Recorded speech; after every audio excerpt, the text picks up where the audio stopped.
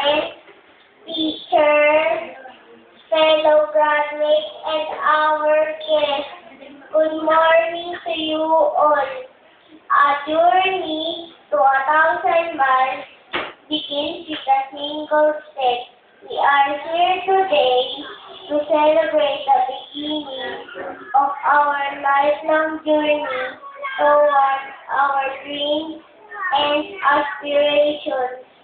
Our heartfelt thanks to our teachers for their untiring love and patience as they teach us how to count, write, and read.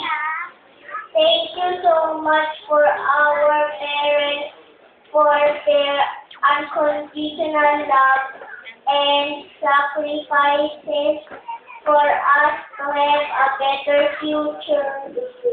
And to my classmates, thank you for teaching me how to become a friend.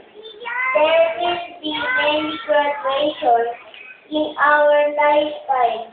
The path to success will not be easy. Let us always be guided with our dreams to be better than good, so that 50 years from now, we can proudly say, I am fulfilled because I have shared, loved, and gave.